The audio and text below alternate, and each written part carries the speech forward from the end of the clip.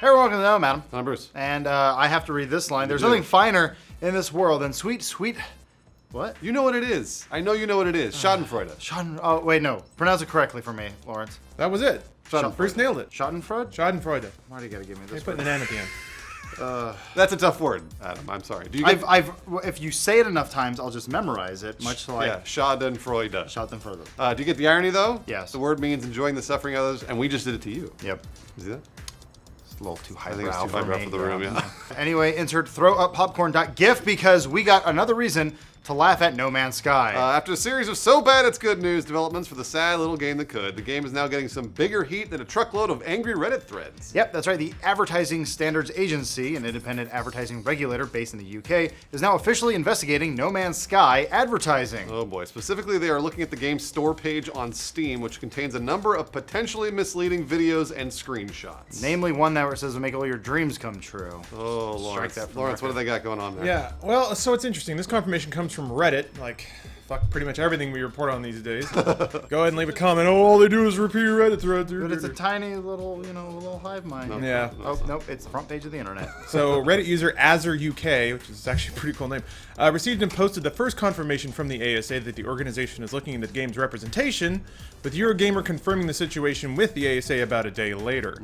According to the response Azure UK received from the ASA, both Hello Games and Valve are jointly responsible for any misleading advertising should they find that it exists. The ASA even itemized the issues they found in the game's marketing materials, including ship flying behavior, namely like ships flying in formation over a planet's surface, which doesn't fucking happen. Large-scale space combat, which also doesn't happen, like big capital ships firing lasers.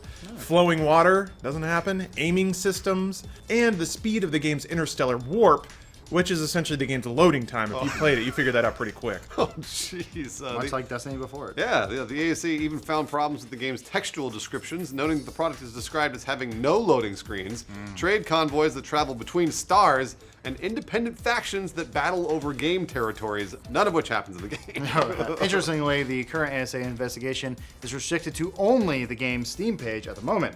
That means that the controversies surrounding No Man's Sky, lack of multiplayer, don't really apply, given that such claims occurred in interviews before the game released. So what does all this mean, Lawrence? It's tempting to think that the ASA will then sue Hello Games into oblivion and give us the reparations we're due, send us all checks. Reparation? Take that, small indie studio. Jeez. Yeah, I like using that word. It's not a charged word at all, but It's just associated with all the slavery before it. that's not really what the ASA does. They don't really sue companies and monetarily punish them. The Advertising Standards Agency is a watchdog group with limited but meaningful authority. They have the ability to withdraw advertisements and censure further advertising from companies they find violates their advertising codes. In fact, this isn't the first time the ASA has dinged a game's Steam page. Some of you may remember that Grand Theft Auto 5 supposedly went on sale during the 2015 Steam Summer Sale, except it wasn't really. The game was sold as a bundle with GTA Online cards, which unlock amounts of currency in the game's online mode. The bundle was then listed at an inflated price and discounted back down to normal retail. In November 2015, the ASA found that, quote, there had been an error in the pricing of the Grand Theft Auto game, old people, and that it was not available at a discounted price as claimed, end quote. And because a 25% saving was not available on the usual selling price of the product, at the time the ad appeared as claimed, we concluded that it was misleading. Here's the important bit. Neither Rockstar nor Valve were blasted out of business due to this infraction.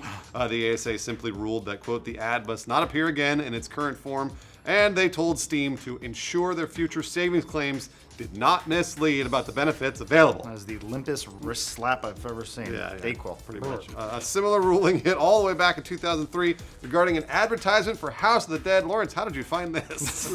You gotta dig into the 4th and 5th page of Google search results like a good journalist. There's a 5th page? Yeah, not many people get down halfway down the first one, but... So apparently in this story, the game's publisher, Atari, when they were alive, ran a magazine ad, remember those, featuring a corpse with 2 bullet wounds and the phrase, quote, the only good zombie is a dead zombie. Boom. He's already dead. A very concerned individual reported this ad to the ASA. The ASA then found that the ad was, quote, likely to cause serious or widespread offense and ruled that Atari couldn't run the ad again and to consult with the Committee of Advertising Practice before running similar advertisements. Wow. So much in the same way, it's like, don't do that, take that down, and if you do it again, you better tell us. Huh.